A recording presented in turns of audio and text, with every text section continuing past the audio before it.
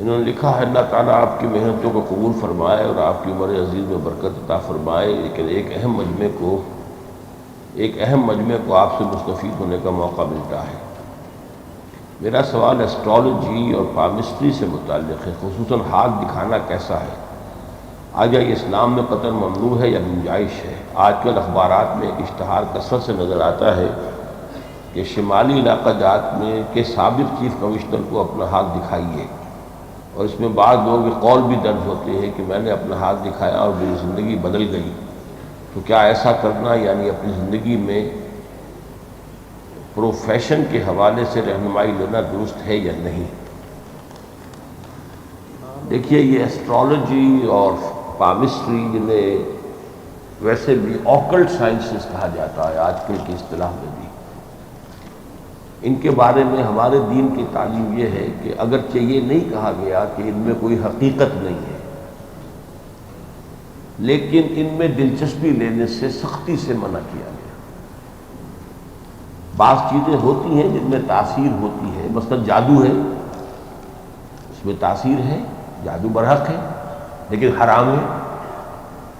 اسی طریقے سے یہ کہ ہاتھ کی لکیروں میں کچھ ہے یا نہیں،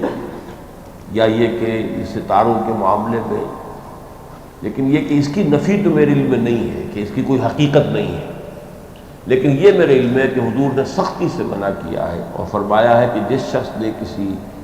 ایسے شخص کی بات کو، کسی نجومی کی بات پر یقین کیا، اس نے جو کچھ میں لایا ہوں اس کا انکار کیا۔ اس کی حکمت بھی سمجھ میں آتی ہے، وہی بات جو میں نے پچھلے جمعے میں عرض کیا تھا نا کہ سود، جوئے اور شراب کے بارے میں کیا مشترک چیز ہے، اس میں محنت سے گریز۔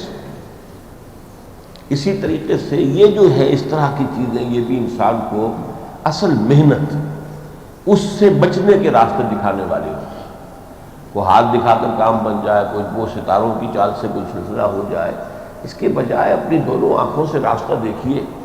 ہماری دونوں آنکھیں ہیں اللہ کی کتاب اور اس کے رسول کی سنت، یہ ہماری دو آنکھیں ہیں، ان سے صحیح راستہ اختیار کریں اور عمل کریں، جد و جہد کریں، آگے بڑھیں، یہ راستہ ہے۔ باقی ان چیزوں کی توجہ کی طرف جو ہے اس سے منع کیا گیا ہے، اور جیسا کہ میں نے آپ کو سنا دیا ہے، حضور نے اس پر وعید فرمائی ہے کہ پھر وہ میں جو کچھ لے کر بھیجا گیا ہوں اس کی وہ نفی ہے۔ کسی چیز کے بارے میں اگر آدمی ڈبل مائنڈڈ ہو جائے کہ میں یہ کروں یا یہ کروں، یہ بھی حلال ہے، یہ بھی حلال ہے، حرام کے لیے تو استخارہ نہیں ہوتا، حلال کے لیے ہوتا، یہ بھی جائز وہ بھی جائز، اس میں اللہ سے مشورہ مانگتا ہے انسان۔ استخارہ کے معنی خیر طلب کرنا، اس کی دعا حضور نے سکھائی ہے،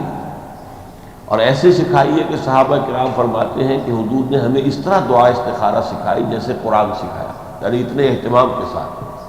اللہم انی استخیرک بعلمک واستقدرک بقدرتک واسألک من فضلک العظیم فإنک تقدر ولا اقدر وتعلم ولا اعلم وانت علام الغیوب۔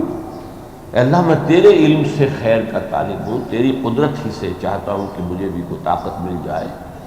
اور یہ کہ میں تجھ سے ہی خیر چاہتا ہوں، تو